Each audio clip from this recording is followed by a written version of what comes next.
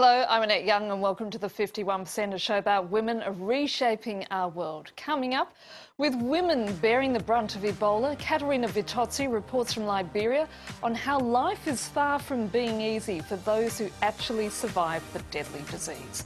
Also, women in India fight back as they come up with creative ways to combat sexual violence. And Fast and Furious. We take a look at the women who got behind the wheel in the sport of motor racing. But we begin in West Africa, where it's been 1 year since the World Health Organization officially recorded the first Ebola case. Since then, the disease has gone on to kill nearly 10,000 people and affect many thousands more in Liberia, Guinea and Sierra Leone. Now, after months of struggle, Liberia is just weeks away from being declared Ebola-free. But its impact is still far from being forgotten, especially among women who've been disproportionately affected by the disease, as they tend to be the caregivers. Katerina Vittozzi sent through this report. Bendu Nale is 35 and an Ebola survivor. She caught the disease whilst caring for her sick nephew. Bendu recovered but says the stigma of the disease remained. Even we were selling at the market, people started rejecting us. We shouldn't go back to the market because they fear that we still have the disease, we could share it to them. So people started losing their jobs. Even they were not accepting people back to go to work.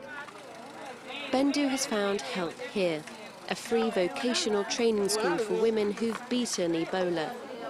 Liberian health officials estimate that 3 out of every 4 Ebola victims have been female, because they tend to be the ones who care for sick relatives. Today is our day of practical. Whatever we learn during the week is now that we practice them. You see, like this class is the beginner's class. They are fixing their own weave to put on their hair, like this one you see. I said, let's see this side. Emilia Sisse started the school. What are you doing? Oh, this is the longer turf. Housed within a disused building, Emilia funds the project with her own wages and charitable donations. She's a nurse at a local ETU and saw firsthand how difficult life was for female Ebola survivors. Let's see this side. So when a woman comes from ETU, her condition is worse than a guy, because the woman will have to face a new life. Some of them cannot be bear the stigmatization that they go through. So those are the people we need to look for. They're not just donating and giving them things, but empowering them to make them do something after all the donations have ended, so that they will be able to be self-sustained. The Ebola survivors are taught basic trades alongside women who've not had the illness. The majority here never finished formal high school. Since opening in February, more than 600 students have come for training. Ebola has left nearly 60% of Liberian women out of work. At the end of the program, some of them have the opportunity to open their own salon.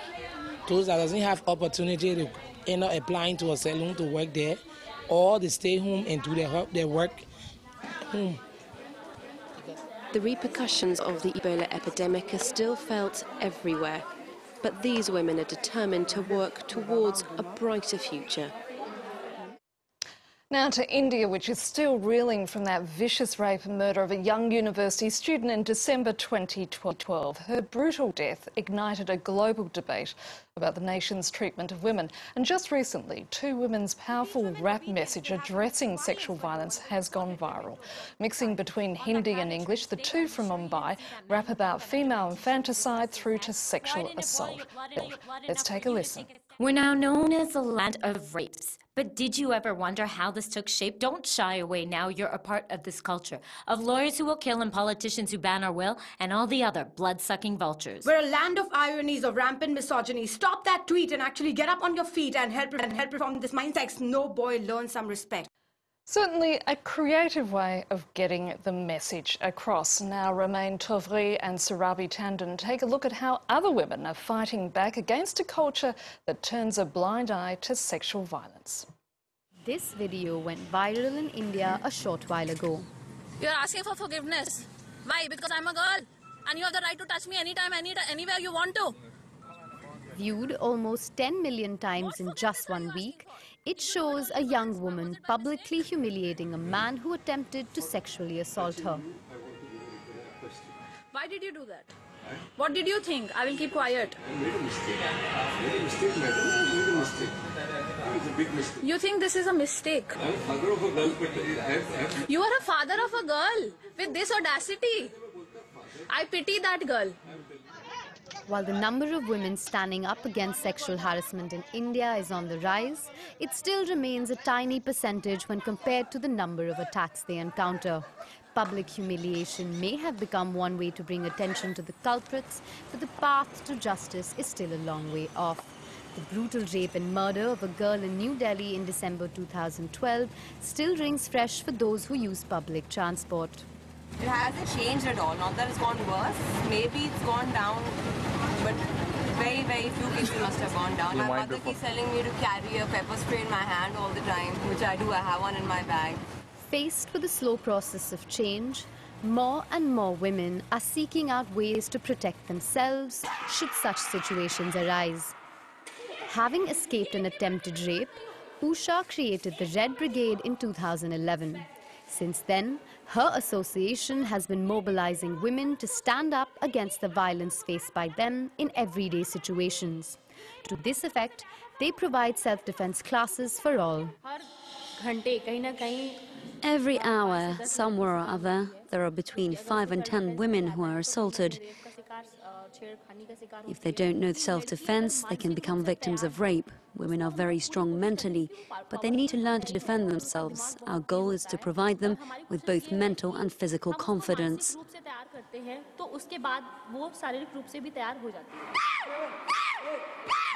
Prompted by the large number of incidents of violence against women, several Indian states now provide self-defense courses in schools as part of the curriculum. If someone bothers me when I'm on my way home, I can protect myself. I've learned how to hit someone in the right way and how to escape if someone grabs my hand. I'll tell all my friends about it so they can also learn to protect themselves. Many women are also keen to break out of patriarchal attitudes that constantly differentiate women from men. Shano does this as a female cab driver in a profession that is otherwise dominated by men. As soon as a man sees a woman driving, he'll overtake her. It's almost as if they feel challenged. It's as if they want to say, "Are you trying to be equal to us? Let's see how you manage that." For the moment, the assertion of her equal rights remains an everyday battle. Meanwhile, a cab service for a female clientele attempts to make the city safer for women by women. Delhi is not a safe city for women. There have been several cases of assaults in taxis, so I really like this service. I prefer to take taxis for women because I feel safer in them. Where state responses to providing more safety to women have failed, private companies and associations are attempting to fill in the gaps.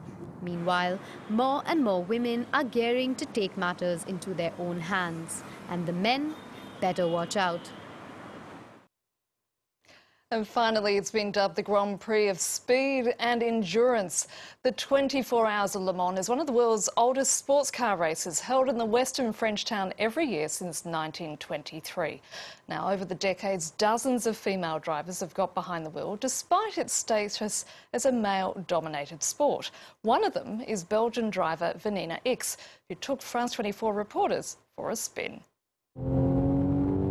Hurtling down the racetrack at 200 kilometers per hour, VANINA indulges her need for speed on the circuit used in the 24 Hours of Le Mans, motorsport's oldest endurance race. The adrenaline, getting to the limit of adhesion, getting to know my own limits, the car's limits. It's always exhilarating. Although now retired, VANINA is just one of many women to have competed in the race in recent years. And there's no difference between men and women when it comes to the track. Passion has no gender. That's all there is to it. When we're passionate about something, we're able to move mountains, whether you're male or female. At the end of the day, when you put on that helmet, we're all equal in the race against the clock. Racing is in Vanina's blood. She's the daughter of legendary racing driver ICKX. In the 1960s, he won the 24 Hours of Le Mans a whopping 6 times.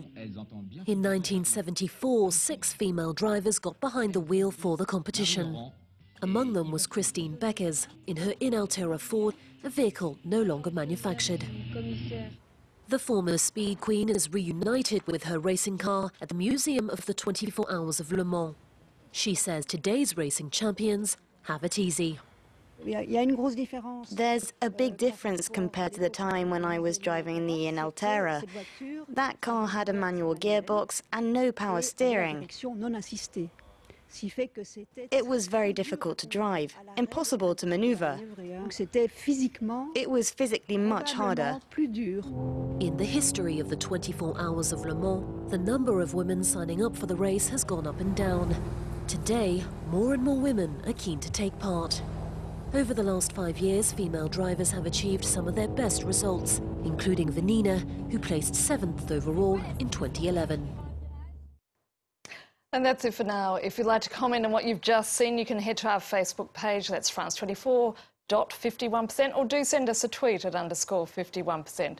Thanks for your feedback so far, and please keep those comments coming in. Until our next program, bye for now.